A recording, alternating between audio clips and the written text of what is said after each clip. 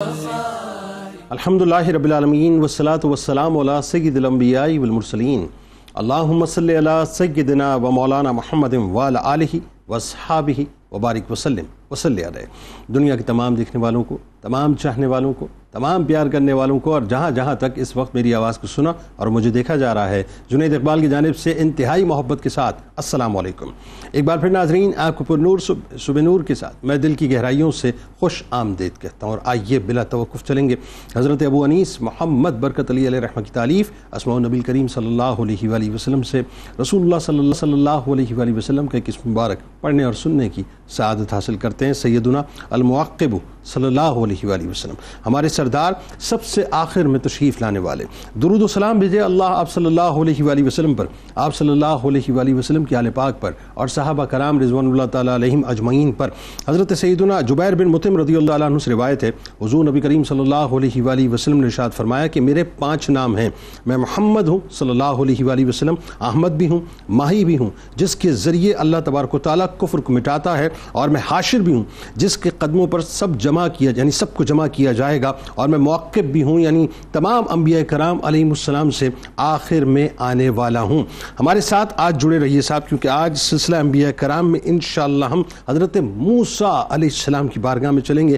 انتہائی زبردست قسم کے واقعات ہیں بنی اسرائیل پر جو اللہ نے عنایات کی، ناظرین وہ بھی بتائیں گے، اور کس طرح سے وہ کفران نعمت کرتے رہے اور پھر راندِ درگاہ ہوئے وہ بھی آپ کو بتائیں گے۔ یعنی آج انبیاء کرام علیہ السلام کی مقدس ترین جماعت میں ناظرین اولو العزم رسول حضرت موسیٰ علیہ السلام کی بارگاہ میں مل کے چلتے ہیں، جن کی آمد حضرت یوسف علیہ السلام کے وصال پاک کے تقریباً 400 سال اور حضرت ابراہیم علیہ السلام سے تقریباً 700 برس کے بعد ہوئی، جن کو اللہ تبارک و تعالیٰ نے بنی اسرائیل کی ہدایت کے لیے مبعوث فرمایا۔ اور آپ جانتے ہیں کہ اسحاق علیہ السلام سے لے کے عیسیٰ علیہ السلام تک ناظرین کئی ایک انبیاء کرام علیہ السلام بنی اسرائیل کی ہدایت کے لیے بھیجے گئے، اور ایک وقت میں کئی انبیاء کرام بھی بھیجے گئے۔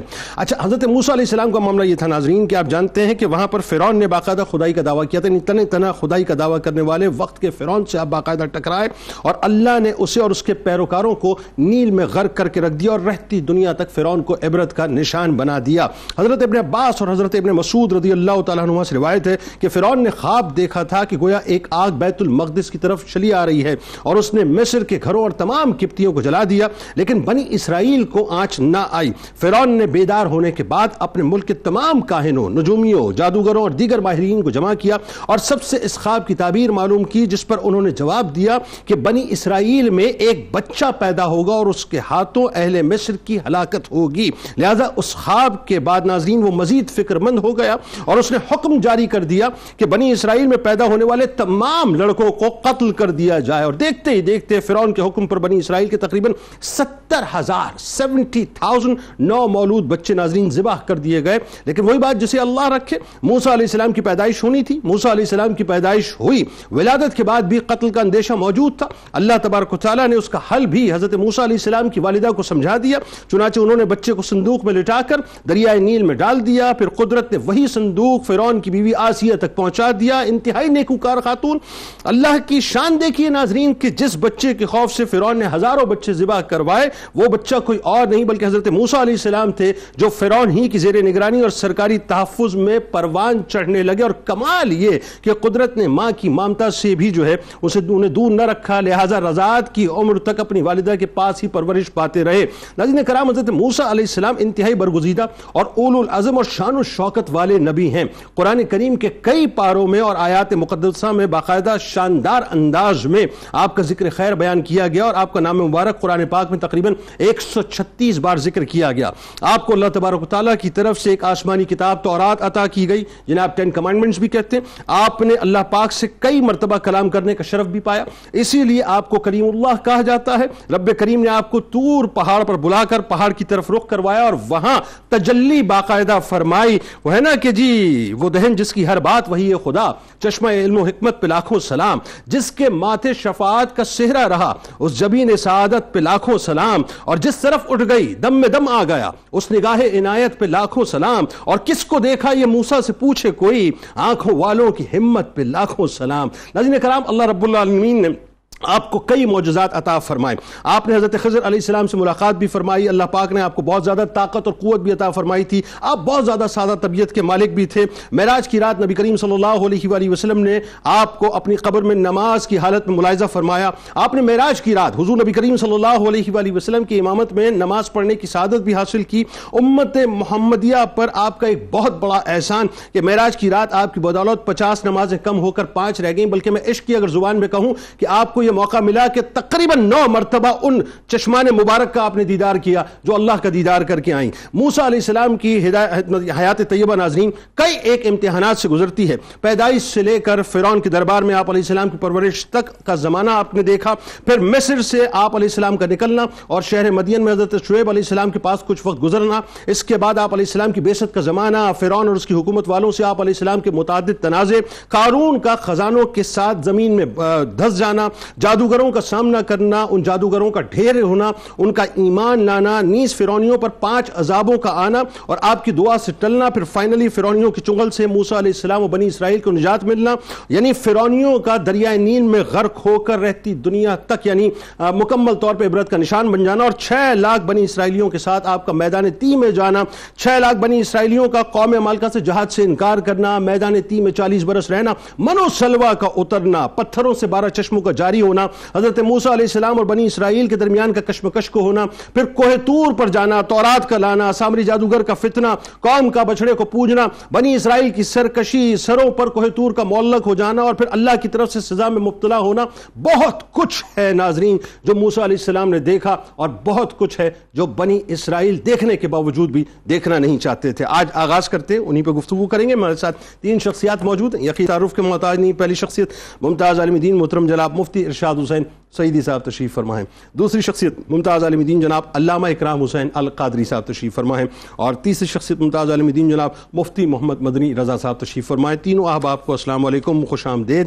اور مفتی صاحب بلا توقف آپ سے آغاز کرتے ہیں. سب سے پہلے دیکھنے اور سننے والوں کو بتائیے کیا کمال پیدائش آپ کی اور کیا قدرت. وہی بات ہے جسے اللہ رکھے صاحب، دنیا مارنا چاہے دنیا مارنے کی ساری پلاننگز کرے، لیکن جب اللہ رکھتا ہے صاحب تو پھر ایسے رکھتا ہے. موسیٰ علیہ السلام کی پیدائش کے وقت قدرت کی جانب سے جو خاص طور پہ حفاظتی انتظامات آپ کے لیے ہوئے تھے وہ بتائیے ذرا. اور فرعون کے محل میں مطلب آپ سوچیے کہ سرکاری پروٹوکول میں باقاعدہ آپ کی پرورش کروائی جا رہی ہے، بتائیے ذرا. اللہ رب العزت نے یوں تو انبیاء کرام کی زندگیوں میں بے شمار نشانیاں رکھیں، مگر موسیٰ علیہ السلام کی زندگی کے اندر جو نشانیاں ہیں ان کا کوئی شمار ہی نہیں. اور اتنی انوکھی نشانیاں اللہ رب العزت نے رکھی اپنی قدرت کی کہ اگر غور کرے انسان تو یقیناً اسے اللہ کی ذات پر کامل یقین حاصل ہو جاتا ہے کہ قدرت جب جو کچھ کرنا چاہے تو ظاہری اسباب کو کس طرح سے بدلتی ہے اور پھر اسے منزل مقصود تک کیسے پہنچاتی ہے. حضرت موسیٰ علیہ السلام کا جیسا کہ آپ نے ذکر فرمایا اور خوبصورت انداز میں آپ نے سارا نقشہ کھینچا ان کی حیات مبارکہ کا، تو موسیٰ علیہ السلام کا کثرت کے ساتھ قرآن مجید میں ذکر آیا، بلکہ سب سے زیادہ انبیاء کرام میں سے حضرت موسیٰ علیہ السلام کا ذکر آیا، اور کم و بیش 30 صورتوں میں ان کا ذکر مبارک پھیلا ہوا ہے، ان کا اور ان کی قوم کا، اسرائیل کا، اور 100 سے زیادہ مقامات پر تفصیلات آئی ہیں اس کی، اگرچہ نام تو اس سے بھی زیادہ مرتبہ لیا گیا قرآن مجید کے اندر. اب موسیٰ علیہ السلام کی زندگی میں جو اللہ رب العزت نے ہمیں اپنی قدرت کی نشانیاں دکھائی ہیں، بچپن سے متعلق آپ کا سوال ہے، میں اس کو اپنا فوکس کرتا ہوں. دیکھیے سب سے پہلی بات تو یہ کہ فرعون کو جب وہ خبر دی اس کے کاہنوں نے کہ ایک ایسا بچہ پیدا ہوگا جس سے تیرے تخت اور اقتدار کو خطرہ ہوگا، اب اس نے اپنی ترکیب بنائی ظلم کی کہ اس نے حکم جاری کیا کہ جو بچے بیٹے پیدا ہوں لڑکے تو ان کو ذبح کر دیا جائے، لڑکیاں پیدا ہوں تو ان کو چھوڑ دیا جائے بنی اسرائیل کی. اچھا یہ حکم اس نے یوں دیا تھا کہ 1 سال پیدا ہونے والے لڑکوں کو ذبح کیا جائے گا، دوسرے سال پیدا ہونے والے لڑکوں کو ذبح نہیں کیا جائے گا. ٹھیک، یہ بھی وہ کسی کی خبر پہ چل رہا تھا.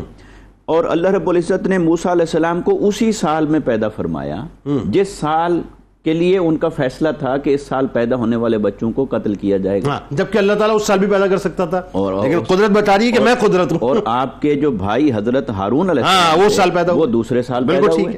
تو لہٰذا اللہ رب العزت نے دکھایا کہ جو تمہارا فیصلہ ہے وہ سارے کے سارے اسباب دھرے کے دھرے رہ جائیں گے جب میری قدرت وہ فعال کردار ادا کر رہی ہوتی ہے.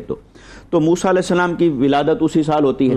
اچھا پھر کیا ہوتا ہے؟ پہلی نشانی یہ ظاہر ہوتی ہے کہ حضرت موسیٰ علیہ السلام کی جو والدہ ہیں، بچہ جب کسی بھی خاتون کے بطن مبارک میں پرورش پا رہا ہوتا ہے تو اس کی نشانیاں ہوتی ہیں. تو اللہ رب العزت نے وہ ساری نشانیاں چھپا دیں، محو کر دیں. ٹھیک ہے، وہ ساری نشانیاں چھپا دیں.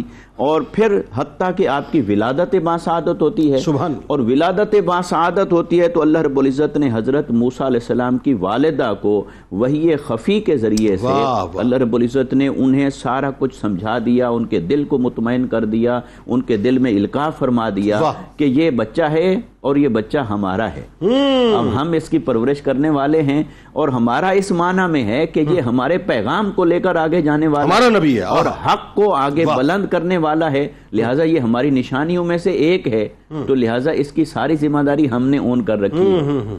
تو اللہ رب العزت نے یوں موسیٰ علیہ السلام کی ولادت باسعادت ہوتی. اچھا پھر وہ فرعون نے خواتین کو مقرر کر رکھا تھا جو چکر لگاتی تھیں کہاں کس بچے کی ولادت ہوئی اور وہ خبر دیتی مختلف دائیوں کو جو ہے. اچھا تو وہ جب ایک دائی کے علم میں آیا موسیٰ علیہ السلام کی ولادت کا اور اس نے دیکھا، وہ آپ کے چہرے کو دیکھتے ہی فریفتہ ہو گئی اور اس نے بھی وہ خبر دبا لی، اس نے نہیں بتایا. پھر حتیٰ کہ کسی اعتبار سے خبر نکل گئی تو اس کے جو انسپیکشن کرنے والے ٹیم لوگ انہوں نے مقرر کر رکھے تھے وہ آئے. تو حضرت موسیٰ علیہ السلام کی والدہ کو اللہ رب العزت نے یہ القاء فرمایا کہ آپ نے اسے کہیں بھی چھپا دینا ہے، حفاظت کی ذمہ داری ہماری ہے. انہوں نے انہیں اٹھا کر وہ آگ سے بھڑکتے ہوئے تنور میں ڈال دیا اور اللہ نے اس آگ کو ان کے لیے ٹھنڈا کر دیا اور وہ بالکل محفوظ رہے. اور وہ انسپیکشن کرنے والے جب واپس چلے گئے تو موسیٰ علیہ السلام کی والدہ نے جا کر دیکھا تو آپ بحفاظت ہیں، سلامت ہیں. اچھا یہ واقعہ بھی ہوتا ہے.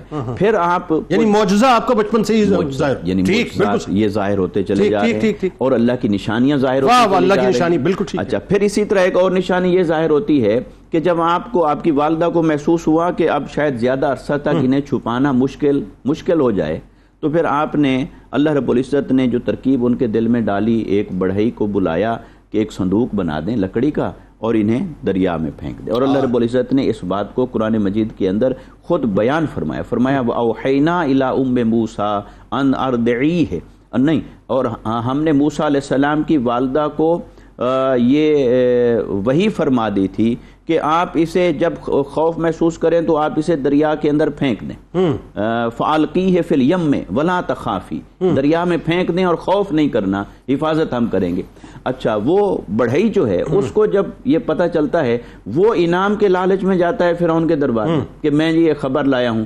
اچھا وہ کہتے ہیں آؤ، اور وہ وہاں بولنے لگتا ہے تو گونگا ہو جاتا ہے. 3 مرتبہ ایسا ہوا حتیٰ کہ وہ مار کھا کر واپس آ جاتا ہے. بھی آتے ہو، بولنا چاہتے ہو، بول کچھ نہیں پاتے تو ہے کیا تمہارے پاس، تو وہ بھی واپس آ جاتا ہے. اور یوں پھر اللہ تعالیٰ نے آخری یہی فیصلہ ان کو دیا، موسیٰ علیہ السلام کی والدہ کو انہوں نے صندوق میں رکھ کے دریا میں بہا دیا اور آپ کی بہن ساتھ ساتھ نگرانی کرتی رہی حتیٰ کہ وہ آل فرعون نے خود ہی اس صندوق کو اٹھایا گھر لے گئے. اور حضرت آسیہ جنہیں اللہ نے یہ سعادت نصیب کرنی تھی تو انہوں نے ان کی حفاظت کی ذمہ داری اٹھا لی. تو یوں موسیٰ علیہ السلام نے پھر وہاں پرورش پائی. اور کمال یہ کہ کسی اور کا دودھ بھی نہ پیا، اور دودھ کسی کا نہ پیا. اور اللہ رب العزت نے فرمایا کہ وَحَرَّمْنَا عَلَيْهِ الْمَرَاضِعَ، ہم نے ان کے اوپر کسی اور کا دودھ پینا رضاعت ہم نے منع فرما دی تھی، حرام کر دی تھی. تو پھر حضرت موسیٰ علیہ السلام کی والدہ کو ہی لایا جاتا ہے، پھر وہی پرورش کرتی ہیں، وہی دودھ پلاتی ہیں. اور یوں اللہ رب العزت نے اپنی نشانیوں میں سے ایک نشانی ظاہر فرمایا. یعنی اپنے پیارے نبی کو انتہائی پریویلیج کلاس میں رکھ کے سرکاری پروٹوکول کے اندر باقاعدہ جو ہے وہ اللہ تبارک و تعالیٰ نے تیار کیا اور پرورش کی. اچھا اب بات یہ ہے موسیٰ علیہ السلام، ہم رینڈملی، چونکہ آج میں چاہتا ہوں کہ دیکھنے والوں کے لیے انٹرسٹ اس اعتبار سے ہو، ہم واقعات کیونکہ اتنی ڈیٹیل ہے موسیٰ علیہ السلام کی، ناظرین یہ کئی ایک پروگرامز کریں تو کم ہے، تو کچھ ہم نے سلیکشن کی ہے سوالات کی، وہ ہمارے ساتھ آپ جڑے رہیے کیونکہ ہم رینڈملی سوالات پہ بات کریں گے لیکن اس میں واقعات پورے ہوں گے. میرے ذہن میں ایک خیال یہ آ رہا ہے کہ اگر ہم شعیب علیہ السلام کی طرف جب آپ مدین گئے تو جو دامادی کا شرف آپ کو ملا وہاں پہ ذرا بات کرتے ہیں. پھر وادی مقدس طوا میں جب آپ کی ہو رہی ہے تو باقاعدہ جو اللہ سے پہلی مرتبہ ہم کلامی ہوتی ہے وہ جو واقعہ تھا وہ بتائیے ذرا. بسم اللہ الرحمن الرحیم. بچپن کے بعد جوانی، قرآن نے اس کو ذکر کیا، وَلَمَّا بَلَغَ شُدَّهُ وَاسْتَوَى آتَيْنَاهُ حُكْمًا وَعِلْمًا وَكَذَلِكَ نَجْزِي الْمُحْسِنِينَ. پھر اس علاقے میں آپ کے ساتھ ایک واقعہ پیش آیا جس کی وجہ سے آپ کو مدین کی جانب جانے کا اشارہ دیا گیا. آپ اس سے پہلے کبھی وہاں سے نکلے نہیں تھے. اللہ رب العزت نے فرشتوں کو مامور کیا, عسیٰ ربی ان یہدینی سواء السبیل, کہ میرا رب ہی ہے مجھے رستہ دکھائے گا. امام ابن کثیر نے ذکر کیا اللہ رب العزت نے ایک فرشتوں کو مقرر فرما دیا جو گھوڑے کی صورت میں آپ کو رستہ دکھاتے ہوئے نظر آیا. پھر آپ جب مدین پہنچے, ولما ورد ماء مدین وجد علیہ امۃ من الناس یسقون ووجد من دونہم امرأتین تذودان قال ما خطبکما قالتا لا نسقی حتی یصدر الرعاء وابونا شیخ کبیر. ایک کنویں کے کنارے پہنچے ہیں, درخت کے سائے میں بیٹھے ہیں, آپ نے دیکھا ہے کہ لوگ کنویں سے پانی بھر رہے ہیں, جانوروں کو پانی پلا رہے ہیں, لیکن دو خواتین ہیں اور جو اپنی ستر کو اور اپنی پاکیزگی کو چھپائے ہوئے انتظار میں ہیں. ان سے پوچھا کہ آپ اپنے جانوروں کو پانی کیوں نہیں پلاتی؟ تو انہوں نے جواب میں کہا کہ ہمارے جو والد بزرگوار ہیں وہ بوڑھے ہیں, یہ سارے قوی لوگ ہیں, یہ پانی پلا کر جب چلے جائیں گے تو بچا کچا ہوگا, اس سے پھر ہم اپنے جانوروں کو سیراب کر لیں گے اور بچ جائے گا تو گھر لے کر چلے جائیں گے. حضرت موسیٰ علیہ نبینا علیہ الصلوۃ والسلام نے ان کی مدد فرمائی, ان سے جانور لیے اور جانور لے کر اس کنویں کے پاس پہنچے. مفسرین نے ذکر کیا کہ وہ دو کنویں تھے, ایک کنویں کے اوپر انتہائی بھاری پتھر رکھا ہوا تھا اور وہ بھاری پتھر اتنا زیادہ تھا کہ لوگ اس کے وزن کی وجہ سے اس کنویں سے اسے ہٹاتے نہیں تھے. جناب موسیٰ علیہ نبینا علیہ الصلوۃ والسلام نے تنہا اس مقام سے اس پتھر کو ہٹایا اور اس مقام سے آپ نے پانی کو لے کر ان کے جانوروں کو پلایا. اسی وجہ سے ان کے قوی ہونے کی جو ہے وہ حوالہ دیا ان کی بیٹیوں نے. آگے وہی بات ہوئی ہے. جب یہ جلدی خواتین واپس پہنچ گئیں تو والد بزرگوار نے پوچھا کہ آج جلدی کیسے آ گئے؟ تو اس خوبصورت نوجوان کا تذکرہ ہوا تو فرمایا کہ انہیں لے کر آیا جائے. 7 دن گزر گئے تھے, ایک لقمہ بھی شکم میں نہیں گیا تھا. اور حضرت موسیٰ علیہ السلام نے رب سے فرمایا تھا ربی انی لما انزلت الی من خیر فقیر, کہ اے میرے رب میں اس خیر یعنی کھانے کی طرف محتاج ہوں جو تو میرے لیے اتارے گا. اللہ رب العزت نے اہتمام فرمایا, ان میں سے ایک کو واپس بھیجا ہے کہ انہیں جا کر لے کر آئیں. فجاءته احداهما تمشی علی استحیاء, اور یہ ذکر فرمایا اس خاتون کا کہ جو حیادار کیفیت میں حضرت موسیٰ کی طرف آئی. اللہ اکبر.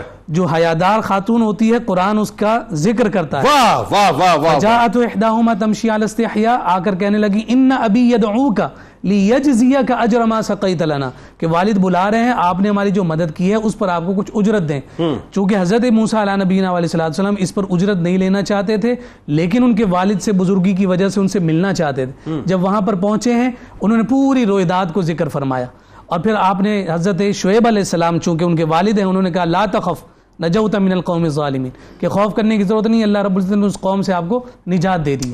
یہ مکالمہ ہوا ہے.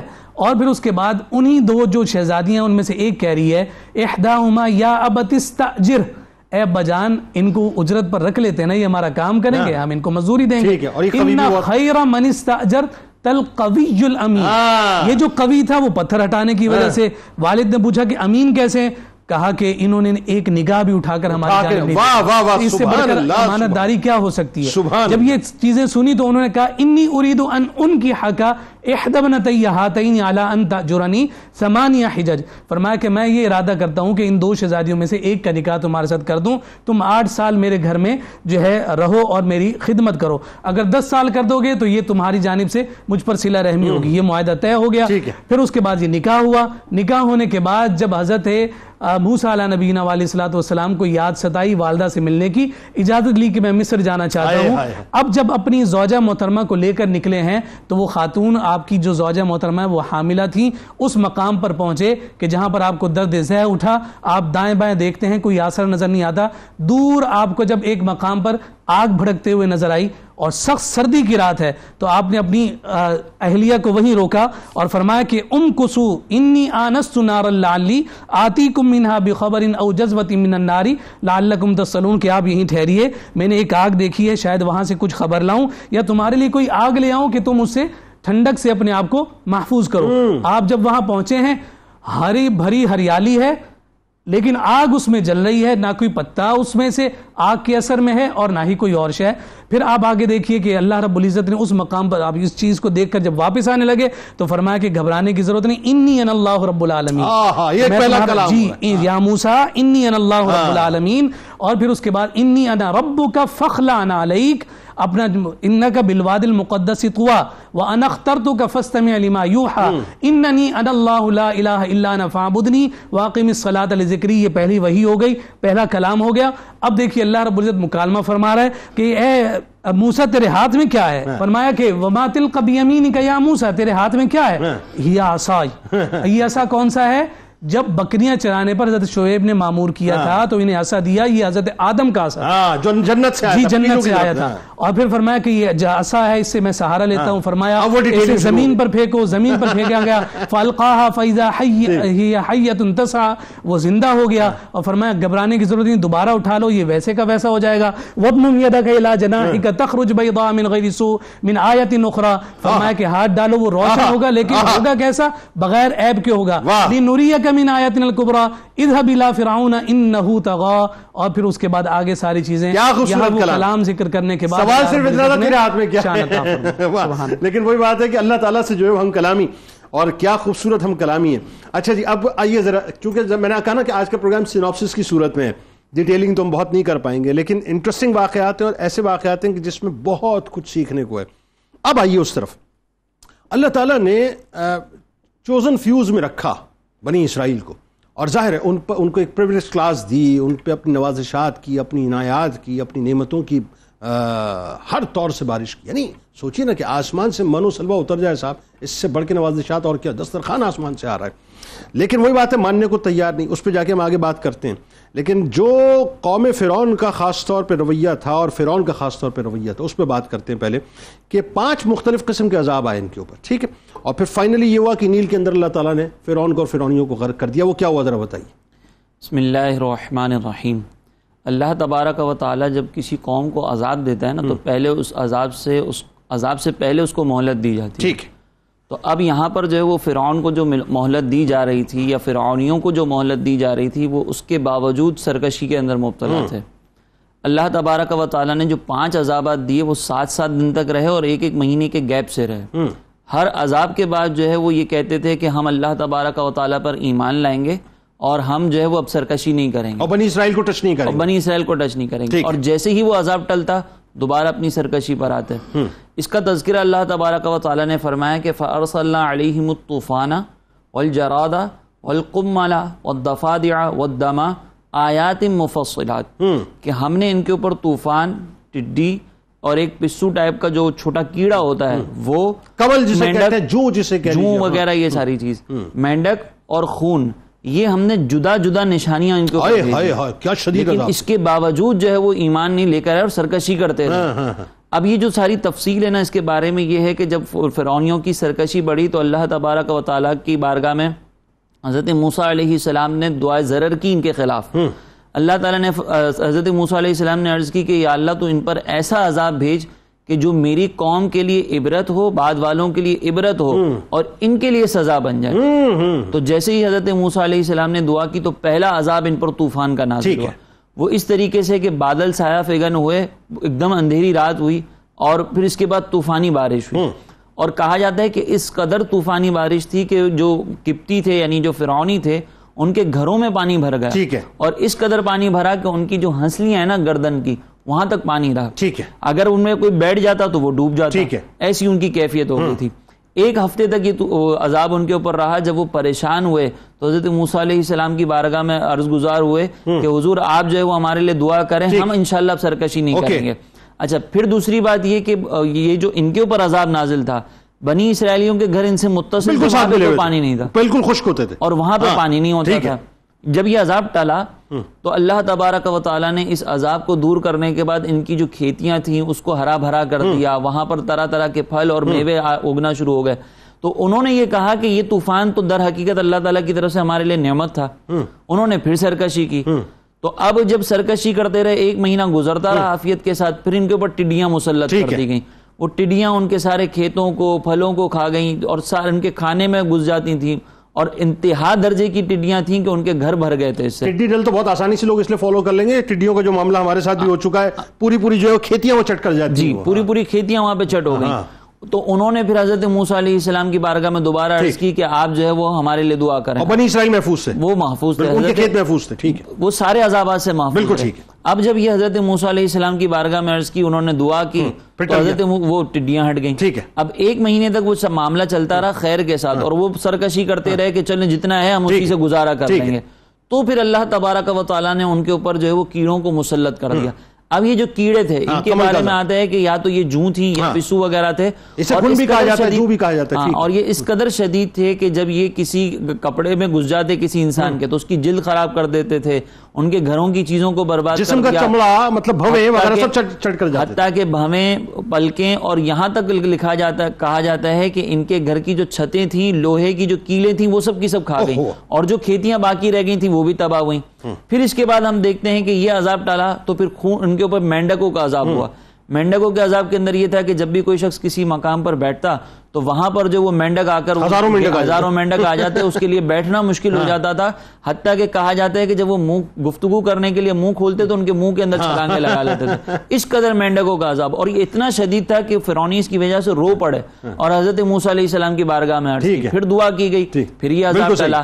پھر اس کے بعد خون کا عذاب جو ہے وہ 1 مہینے کے بعد ان پر مسلط ہوا, ان کی سرکشی پڑی. اس کا عالم یہ تھا کہ جو دریائے نیل تھا وہ خون سے بھر گیا, پانی پینے کے لیے ان کے پاس شے نہیں تھی.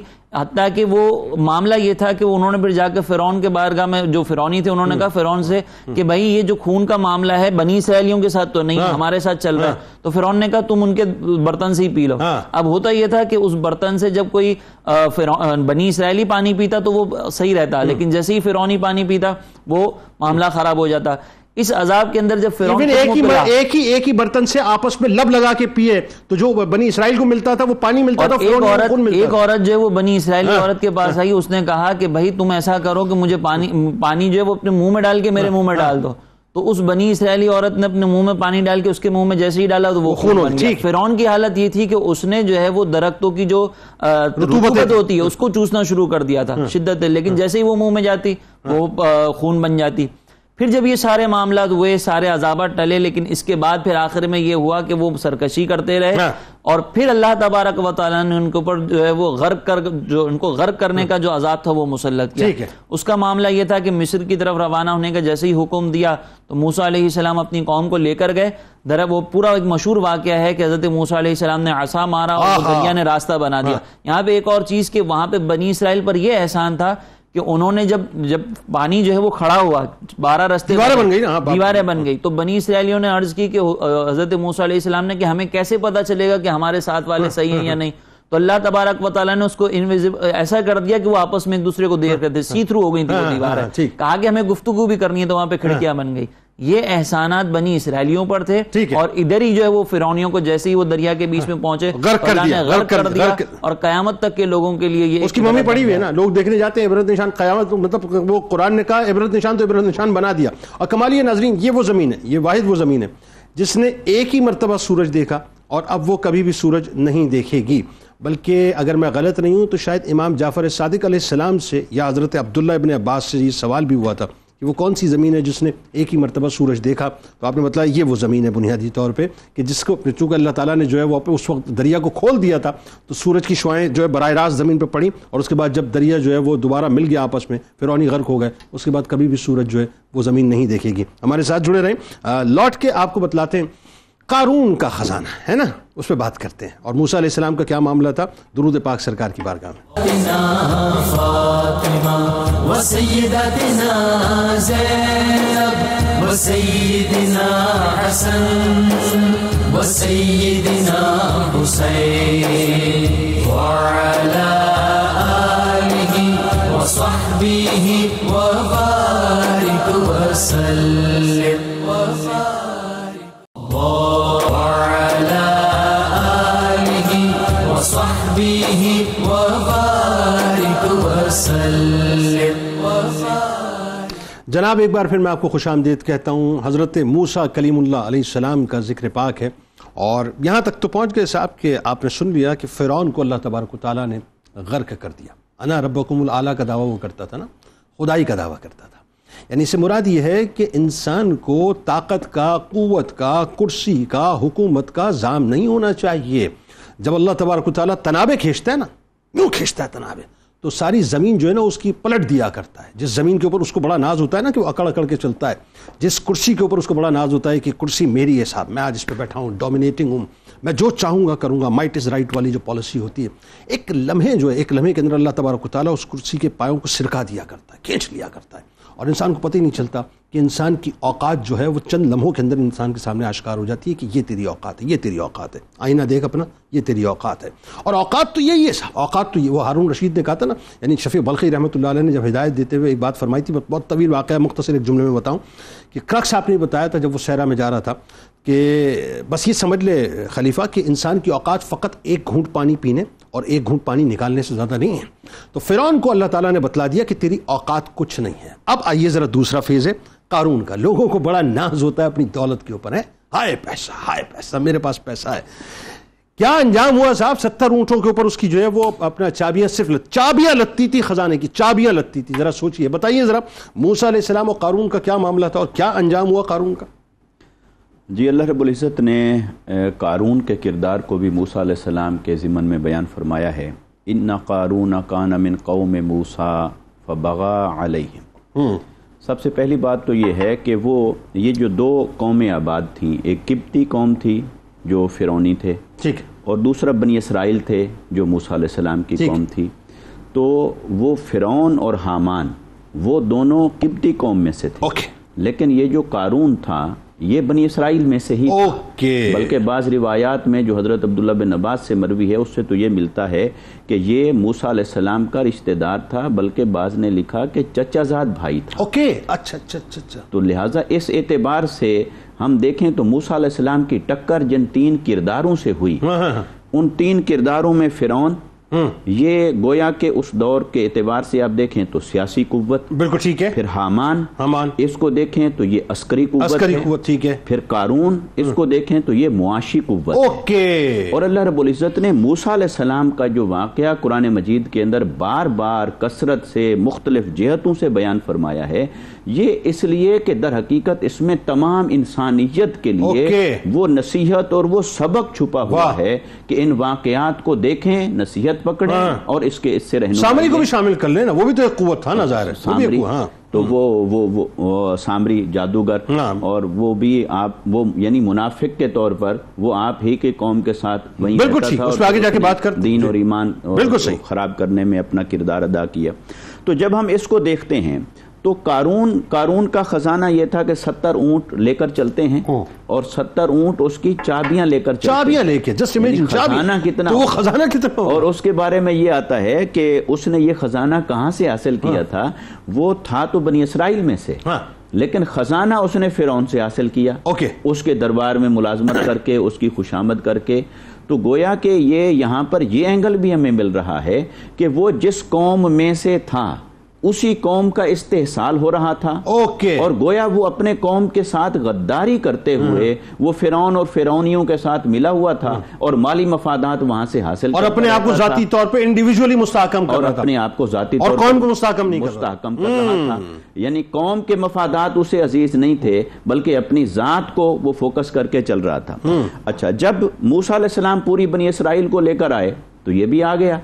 اب اس کے پاس خزانہ تھا، چونکہ یہ بنی اسرائیل سے تھا لہذا آ گیا یہ ساتھ. اب اس کے پاس خزانہ تھا تو اس نے کیا کیا، یہ اپنے مال اور اسباب سے یہ تکبر کا مظاہرہ کرتا ہے، مال اور اسباب سے عیش و عشرت کا مظاہرہ کرتا، اس سے زینت کا مظاہرہ کرتا، اس سے دکھاوا اور ریاکاری کرتا، اور اس کا نتیجہ یہ ہوتا کہ جو قوم ہے وہ پہلے ہی احساس محرومی کے اندر مبتلا ہے، ان کے پاس بنیادی ضروریات نہیں، کھانے پینے کے لیے کچھ نہیں، اور دوسری طرف یہ مالدار ہے، وہ نمائش کے لیے اپنے اونٹوں کو لے کر چلتا ہے، مال کی نمائش کرتا ہے، لوگوں کو دکھاتا ہے. اور کئی جو کمزور دل اور کمزور ایمان والے لوگ ہوا کرتے تھے تو ان کے دلوں میں حسرت پیدا ہوتی کہ اللہ تبارک و تعالیٰ نے اس کو کتنا نوازا ہے اور ہم اس سے محروم ہیں. ایموشنلی ایکسپلوئٹ کرتا تھا. تو گویا یہ جو معاشی ناہمواری تھی اس کے جتنے منفی اثرات پڑ رہے تھے اس معاشرے کے اوپر، تو اللہ رب العزت نے یہ بھی ایک کردار موسیٰ علیہ السلام کے واقعہ میں دکھایا۔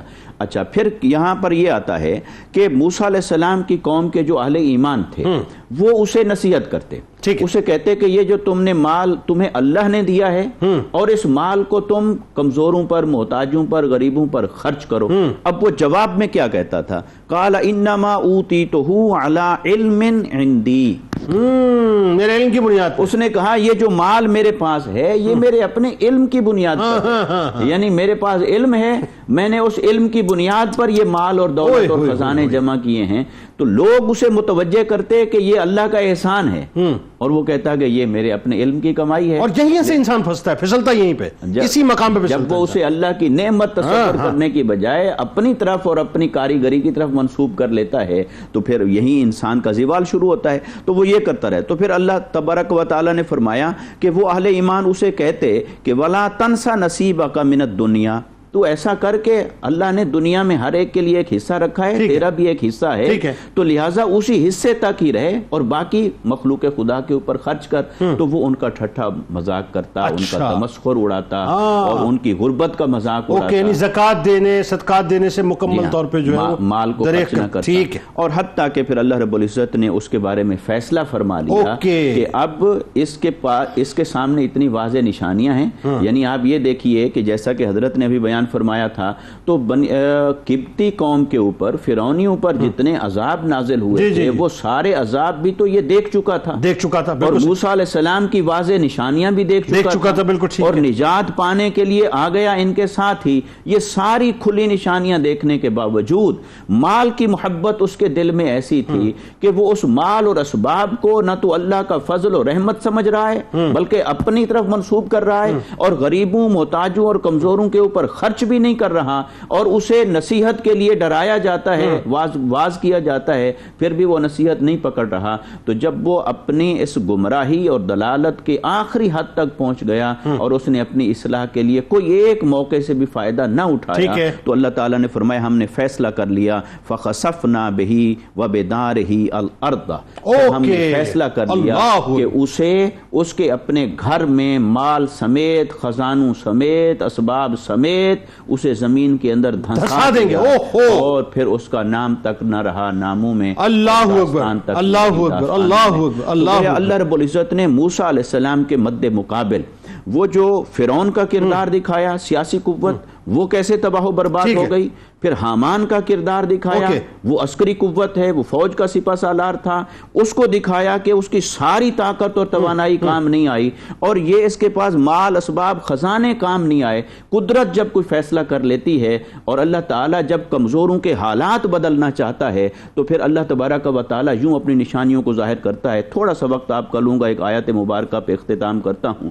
اللہ رب العزت نے فرمایا ان فرعون علا فی الارض، کہ فرعون زمین میں اتنا طاقتور ہو گیا تھا، اس نے لوگوں کو گروہوں میں تقسیم کر دیا تھا، اور وَنُرِيدُ أَن نَّمُنَّ عَلَى الَّذِينَ اسْتُضْعِفُوا فِي الْأَرْضِ وَنَجْعَلُهُمْ أَئِمَّةً، اور ہم نے یہ فیصلہ کر لیا تھا کہ اب ہم ان کو تباہ و برباد کر دیں گے اور کمزوروں کو ہم اوپر لے آئیں گے، اور ان کمزور طبقات کو ہم طاقتور بنائیں گے۔ اب سیادت اور لیڈرشپ انہی کے ہاتھ میں۔ اب یہ دیکھیں، یعنی یہ قدرت کا نظام ہے، اللہ تعالیٰ جس کو چاہے ریپلیس کر دے، جب چاہے ریپلیس کر دے۔ وہی بات ہے کہ فرعون کو طاقت دے کے آزمایا، قارون کو مال دے کے آزمایا، مال میں سے وہ زکوٰۃ نہیں نکالتا تھا، مال میں سے وہ خلق خدا کی خدمت نہیں کرتا تھا، جو حق تھا وہ نہیں دیتا تھا۔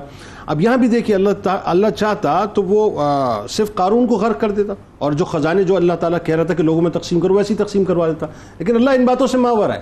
ان خزانوں کو بھی جو ہے رہتی دنیا تک اللہ تعالیٰ نے اس مال کو بھی عبرت نشان بنا دیا۔ بلکہ میں روایتوں میں یہاں تک پڑھ رہا تھا کہ قیامت تک یہ اسی انداز سے دھستا رہے گا اپنے خزانوں کے ساتھ، قیامت تک دھستا رہے گا، دھستا چلا جائے گا۔ آئے ہائے۔ اچھا اب آئیے صاحب، اب آئیے، بڑا ایک انٹرسٹنگ واقعہ ہے، اور وہ ہے سامری جادوگر کا۔ اور میں سلالہ کی بات آپ کو بتاؤں، حضرت ایوب علیہ السلام کا مزار مبارک وہاں پہ، مجھے کسی دوست نے بتایا، میرا جانا نہیں ہوا، تو وہاں گولر کے پیڑ ہیں، تو وہ حضرت ایوب علیہ السلام کے مزار مبارک کے اوپر جو گولر کے پیڑ ہیں اس کا جو پھل ہے وہ میٹھا ہے، اور سامنے ہی جو ہے وہ سامری کا مقبرہ بھی ہے۔ تو سامری کے مطلب جو ہے مقبرے کے اوپر بھی گولر کے پیڑ ہیں یا مطلب آس پاس ہیں، تو وہاں جو گولر جو ہیں وہ کڑوے ہیں، وہ کڑوے بیسکلی، تو نبی کی نسبت، نبی کی موجودگی کی نسبت، اور جو سامری کا معاملہ تھا۔ اب ذرا آئیے ذرا بتائیے کہ بنیادی طور پہ یہ کیا ہوا کیا تھا ایکچولی، یہ ٹاکرا کیا تھا؟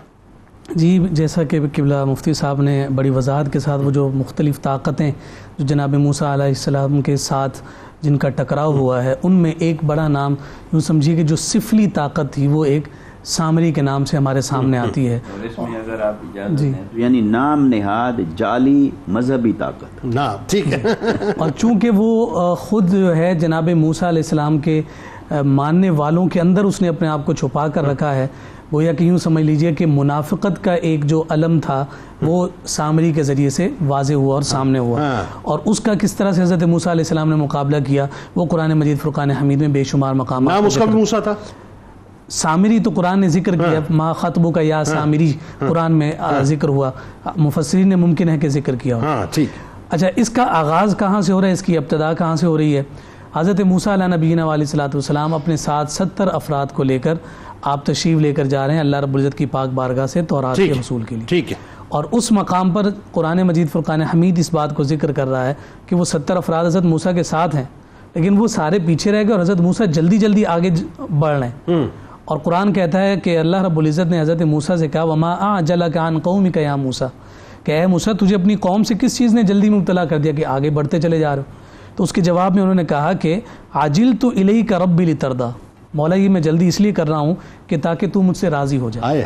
لترضی، تاکہ تو مجھ سے راضی ہو جائے. مفسرین نے یہاں ذکر کیا کہ وہ جلدی اس لیے کر رہے ہیں کہ رب راضی ہو جائے. اور یہاں اللہ رب العزت امام الانبیاء کے لیے فرما رہا ہے محبوب جس طرف تم اپنا رخ پھیر دو گے، جس کو تم قبلہ بنانا راضی تصور کرو گے وہی راضی ہو جائے. وَلَسَوْفَ يُعْطِيكَ رَبُّكَ فَتَرْضَىٰ، ان قریب ہم آپ کو اتنا عطا کریں گے کہ آپ راضی ہو جائیں گے. سیدی اعلیٰ حضرت نے اس لیے کہا کہ خدا کی رضا چاہتے ہیں دو عالم، خدا چاہتا ہے رضائے محمد. یہ آپ کا جو جانا تھا یہ 30 دن کے لیے تھا کہ 30 دن کے بعد آپ واپس آ جائیں گے، لیکن آپ کو 30 دن کے بعد کچھ دن وہاں مزید قیام ہوا، یعنی وہ تقریباً 40 دن 10 کمانڈمنٹس لینے کے لیے. جی بالکل ٹھیک. اچھا، جب وہاں گئے ہیں تو 30 دن کے بعد یہ سامری نے اپنا داؤ کھیلا. ٹھیک ہے. کہ موسیٰ علیہ السلام کو خدا پہچاننے میں جو ہے وہ غلطی ہو گئی، لہٰذا اسی لیے دیکھو واپس آنے میں انہیں تاخیر ہو گئی. معاذ اللہ اس نے یہ جان لی. میں تمہیں بتاتا ہوں کہ اصل ہمارا خدا کون ہے. یہ ان کے ریت میں اور ان کے طریق میں یہ بات داخل تھی کہ یہ پہلے بھی بچڑے کی عبادت اور پوجا کرتے رہے. اس کے پاس جو ایک خاص طور پر شے موجود تھی وہ حضرت جبریل علیہ السلام کے گھوڑے کے سم جس مٹی پر لگے تھے وہ مٹی اس کے پاس موجود تھی. تو اس نے سارا کا سارا سونا جو وہاں موجود تھا ان لوگوں کے پاس وہ لیا اور پھر اس کو جو ہے نا اس نے ڈھالا اور بچڑے کی صورت بنانے کے بعد اس کے منہ میں اس نے وہ مٹی ڈالی، جس کی وجہ سے وہ اس کے منہ سے اسی بچڑے کی سی آواز بھاں بھاں کی آواز آتی تھی اور وہ قوم سے کہتا دیکھو تمہارا رب تم سے گفتگو کر رہا ہے. 40 دن کے بعد حضرت موسیٰ جب واپس آئے، یہ بات ذہن میں رہے کہ ہر نبی نے 2 دعوتیں دی ہیں، دعوت توحید اور رد شرک. اور کسی نبی نے سب سے زیادہ اگر غضب کسی گناہ پر کیا ہے تو وہ شرک کے اوپر. ٹھیک ہے. اور اس کا قرآن شاہد اور گواہ حضرت موسیٰ علیہ السلام نے جناب ہارون کے ساتھ جو معاملہ کیا. اب آپ جب واپس آئے تو آپ نے دیکھا ہے کہ قوم تو بچڑے کی پوجا میں مصروف ہے. وَاتَّخَذَ قَوْمُ مُوسَىٰ مِن بَعْدِهِ مِنْ حُلِيِّهِمْ عِجْلًا جَسَدًا لَهُ خُوَارٌ، اور موسیٰ کے پیچھے اس کی قوم نے اپنے زیورات سے ایک بے جان بچڑے کو معبود بنا لیا جس کی گائے جیسی آواز تھی. أَلَمْ يَرَوْا أَنَّهُ لَا يُكَلِّمُهُمْ وَلَا يَهْدِيهِمْ سَبِيلًا. حضرت موسیٰ ان سے پوچھ رہے ہیں کہ کیا تم نے یہ نہ دیکھا کہ وہ بچڑا ان سے نہ کلام کرتا ہے نہ انہیں کسی چیز کی ہدایت دیتا ہے. اتخذوہ وکانوا ظالمین، انہوں نے اسے معبود بنا لیا اور وہ ظالم تھے. اور پھر اس کے بعد حضرت موسیٰ علیہ السلام کے سامنے جب ساری بات آئی وہی غضب کی بات، شرک دیکھ کر نبی سب سے زیادہ غضبناک ہوتا ہے. ولما رجع موسیٰ الی قومہ غضبان اسفا، جب حضرت موسیٰ علیہ السلام اپنی قوم کی طرف بہت زیادہ غم و غصے کے ساتھ بھرے ہوئے لوٹے ہو تو فرمایا اعجلتم امر ربکم، فرمایا کہ تم نے میرے بعد کتنا برا کام کیا ہے کہ اپنے رب کے معاملے میں تم نے اتنی جلدی کر دی ہے. وَأَلْقَ الْأَلْوَاحَ، وہ جو تختیاں لے کر آئے تھے فرمایا کہ انہوں نے وہ زمین پر رکھ دی. وَأَخَذَ بِرَأْسِ أَخِيهِ يَجُرُّهُ إِلَيْهِ، اپنے بھائی کے بالوں کو پکڑ کر اپنی جانب کھینچا. فرمایا قال ابن ام ان القوم استضعفوني وكادوا يقتلونني. حضرت ہارون علیہ السلام ذکر فرما رہے ہیں کہ پیارے بھائی یہ آپ کیا میرے ساتھ معاملہ کر رہے ہیں کہ یہ تو میرے دشمن بن گئے، یہاں تک کہ میرے قتل کرنے پر درپر ہو گئے. فلا تشمت بي الاعداء ولا تجعلني مع القوم الظالمين، فرمایا کہ آپ اس طرح سے دشمنوں کو ہنسنے کا موقع نہ دیں. اور فرمایا ولا تجعلني مع القوم الظالمين، اور مجھے ظالموں میں شمار نہ کریں.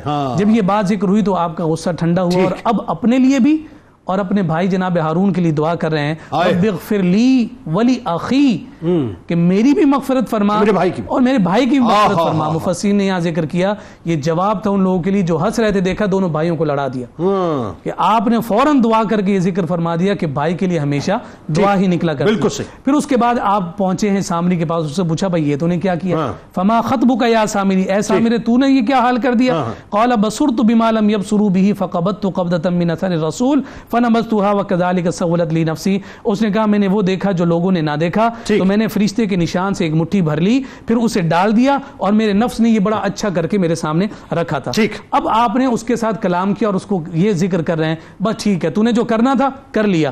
فَإِنَّ لَكَ فِي الْحَيَاةِ أَن تَقُولَ لَا مِسَاس، اب تو ہر دفعہ ہر مقام پر یہی کہتا رہے گا مجھے نہ چھوؤ مجھے نہ چھوؤ مجھے نہ چھوؤ، اور وہ یہی کہتا رہتا تھا. اور وجہ کیا تھی کہ یہ جس کو چھو لیتا اسے بھی بخار ہو جاتا، اسے خود بھی بخار ہو جاتا، اور یہ چلا چلا کر کہتا تھا کہ میرے قریب مت آنا میرے قریب. اللہ نے اس کو عذاب میں مبتلا کیا. عذاب میں یہ ایسا مبتلا ہوا کہ اس کا سوشل بائیکاٹ ہوا، لین دین ختم ہوا، مقاطعہ اس کا ہو گیا، جنگلات میں نکل گیا، ہر ایک سے دور ہوتا، اور اللہ رب العزت نے اسے عبرت. اور وہ جو سونا ڈھال کے اس نے بنی اسرائیلیوں کو سونا ڈال کے بچڑا بنایا تھا، قرآن نے اسے ذکر کر دیا اور فرمایا کہ دیکھ میں تیرے اس بنائے ہوئے خدا کے ساتھ کیا کرتا ہوں، اور آپ نے اسے آگ میں ڈلا کر زیر ریزہ ریزہ کر کے اسے آپ نے پانی میں بہا دیا. واہ جی واہ. فائنلی آئیے کیونکہ میں نے کہا نا آج تو وقت جو ہے وہ بہت کم ہے اور واقعات بڑے طویل ہیں، لیکن آخر میں ذرا ایک بڑا انٹرسٹنگ واقعہ ہے اور وہ ظاہر علم و حکمت سے بھرپور واقعہ ہے. اور حضرت خضر علیہ السلام کا اگر ذکر موسیٰ علیہ السلام کے ساتھ نہ ہو تو لطف بھی نہیں آئے گا.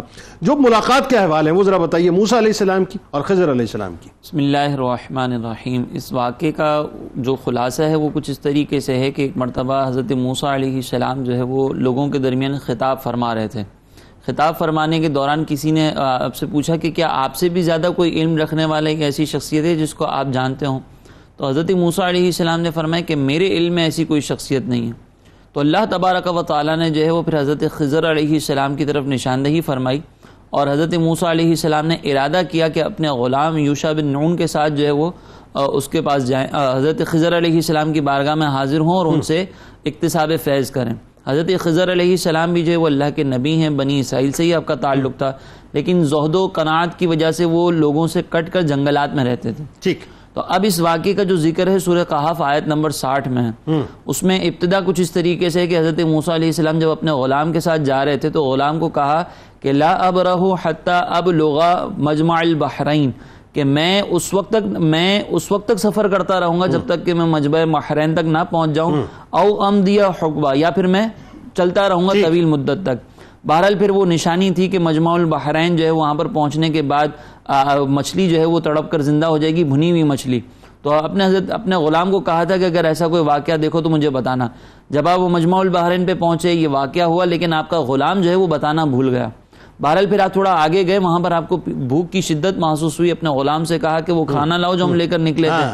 تو بہرحال جب غلام نے کہا کہ حضور میں آپ کو بتانا بھول گیا تھا کہ وہ پیچھے جو ہمارا ایک قیام ہوا تھا وہاں پہ وہ مچھلی جو ہے وہ تڑپ کر پانی میں جا چکی تھی، لیکن میں آپ کو بتانا بھول گیا. تو حضرت موسیٰ علیہ السلام نے کہا وہی تو ہمارا مقام تھا جہاں حضرت خضر سے ملاقات کرنی تھی. پلٹے واپس اس مقام پر اپنے قدموں کی نشانوں کو دیکھتے ہوئے، وہاں پر حضرت خضر علیہ السلام سے ملاقات ہوئی کہ آپ چادر میں. حضرت خضر علیہ السلام سے کہا کہ میں آپ کے ساتھ رہنا چاہتا ہوں اور میں آپ سے کچھ سیکھنا چاہتا ہوں. تو اس وقت جو وہ حضرت خضر علیہ السلام نے ایک بات کہی کہ انک لن تستطیع معی صبرا، کہ آپ میرے ساتھ صبر نہیں کر سکیں گے، آپ صبر کی استطاعت نہیں رکھتے. کیف تصبر علی ما لم تحط به خبرا، آپ اس چیز کے بارے میں کیسے صبر کر سکتے ہیں جس چیز کا علم جس چیز کو آپ کا علم محیط نہیں ہے، جس کے بارے میں آپ جانتے نہیں ہیں، اس کو صبر کیسے کر سکتے ہیں. تو حضرت موسیٰ علیہ السلام نے کہا کہ آپ مجھے صبر کرنے والوں میں پائیں گے. ٹھیک ہے. بہرحال سفر کا آغاز ہوتا ہے، دریا کے کنارے کشتی کی تلاش میں چلتے ہیں، ایک کشتی پر سوار ہوتے ہیں اور وہ جو کشتی والے ہیں وہ آپ کو بلا معاوضہ سوار کرتے ہیں. حضرت خضر علیہ السلام جو اس کشتی کو عیبدار کر دیتے ہیں، پھر اس کشتی سے اترتے ہیں. حضرت موسیٰ علیہ السلام جلال میں تشریف لاتے ہیں، اس کشتی سے اترتے ہیں، ایک میدان میں جاتے ہیں، وہاں بچہ کھیل رہا ہوتا ہے، اس کو قتل کر دیتے ہیں. حضرت موسیٰ علیہ السلام وہاں پر کہتے ہیں کہ آپ نے یہ کیا کیا. پھر جو ہے وہ ایک گاؤں میں جاتے ہیں، وہاں پہ لوگوں سے جو ہے وہ مہمان نوازی کی طلب کرتے ہیں. وہ مہمان نوازی نہیں کرتے، وہاں پر آپ بلا معاوضہ جو ان کی ایک دیوار کو دیکھتے ہیں کہ وہ گر رہی ہے، اس کو سیدھا کر دیتے ہیں. ان تینوں چیزوں پر حضرت موسیٰ علیہ السلام اعتراض کرتے ہیں اور آخر میں جو ہے وہ جدائیگی کے معاملات ہوتے ہیں کہ حضرت خضر علیہ السلام کہتے ہیں کہ میں نے آپ کو کہا تھا آپ صبر نہیں کر سکیں گے. اب میں آپ کو ان کی حکمتیں بتا دیتا ہوں کہ کشتی اس لیے توڑی تھی کہ آگے بادشاہ آنے والا تھا, وہ عیبدار کشتیوں کو جو ہے وہ قبضے میں کر لیتا تھا اور عیبدار کشتیوں کو چھوڑ دیتا تھا اور سلامت کشتیوں کو قبضے میں کر لیتا تھا. میں نے عیبدار کر دی تاکہ یہ لوگ نقصان نہ ہو. میں نے بچے کو قتل اس لیے کیا کیونکہ وہ کافر تھا, راہزن تھا اور ماں باپ کو مبتلا کر دیتا آزمائش میں. میں نے اس کو قتل کیا, اللہ تعالیٰ نے ان کے ماں باپ کو ایسی اولاد عطا فرمائی کہ پھر اس کی نسل سے نبی ہوئے. اور آخر میں جو ہے وہ میں نے دیوار کو اس لیے صحیح کر دیا کہ 2 یتیموں کی دیوار تھی, اس کے نیچے خزانہ دفن تھا, ان کے باپ نے دفنایا تھا, وہ کئی پشتوں میں تھا, اور یہ جب جوان ہوں گے تو اس سے خزانے سے فیض حاصل کر سکیں گے. یہ وہ حکمتیں تھیں جس پر آپ جو ہے وہ صبر نہ کر سکے. سرکار علیہ السلام نے فرمایا کہ حضرت موسیٰ علیہ السلام صبر کر لیتے تو ہمیں اور مزید ایسی حکمت بھری بات. واہ واہ واہ واہ, کیا کہنے, قربان جاؤں سرکار علیہ السلام پہ, قربان جاؤں موسیٰ علیہ السلام. بہت شکریہ آپ تینوں آپ کا تشریف لائے. دعا ہے کہ اللہ تبارک و تعالیٰ حضرت موسیٰ علیہ السلام کا صدقہ, حضرت موسیٰ علیہ السلام تو اس امت سے بڑا پیار کرتے ہیں نا, رسول اللہ صلی اللہ علیہ وسلم سے ویسے تمام ہی انبیاء کرتے ہیں, لیکن موسیٰ علیہ السلام جو ان کی تو خواہش تھی امتی بننا. اور سوچئے ذرا معراج کے واقعے میں جب بار بار دیدار مصطفیٰ, اور دیدار مصطفیٰ میں بار بار دیدار الہی کی جو طلب تھی آپ کے اندر, بس کل بروز محشر ذکر کرنے والوں اور سننے والوں کو ان کا صدقہ اللہ تعالیٰ عطا فرمائے. کتاب الشفا کی جانب آپ کو لیے چلتے ہیں. آنکھوں کی حفاظت کا عمل بتلاتے ہیں کہ ہر فرض نماز کے بعد 11 بار اللہ تعالیٰ کے اس میں گرامی یا نورو پڑھ کر ہاتھوں پہ دم کر کے آنکھوں پہ پھیر لینے سے آنکھوں میں ہر قسم کی تکلیف جو ہے اس سے انسان انشاءاللہ محفوظ رہے گا. اول و آخر درود پاک لازمی پڑھیں. حضرت مالک بن دینار رحمۃ اللہ علیہ کا قول مبارک ہے کہ جس شخص کی ہم نشینی تمہیں دینی فائدہ نہ پہنچائے اس سے دور رہو, اسی میں تمہارے دین اور ایمان کی سلامتی ہے. روزنامہ 92 نیوز میں آج مضمون ضرور حضرت موسیٰ علیہ السلام کے حوالے سے. ٹویٹر پہ ہمیں فالو کر لیجئے, فیس بک پیج کو لائک کر لیجئے, یوٹیوب چینل کو سبسکرائب کر کے بیل آئیکن کو ضرور کلک کر لیجئے. آپ وہاں موجود ہیں, ہم یہاں موجود ہیں, مل کے نعرہ لگائیں گے, لیکن اس سے پہلے ذرا اپنی روح سے تجدید عہد وفا. لا یؤمن احدکم حتی اکون احب الیہ من والدہ وولدہ والناس اجمعین. اللہ تعالیٰ آپ کا, ہمارا, ہم سب کا, پاکستان کا اور امت مسلمہ کا حامی و ناصر ہو, آمین. پاکستان کا مطلب کیا؟ لا الہ الا اللہ محمد رسول اللہ صلی اللہ علیہ وسلم.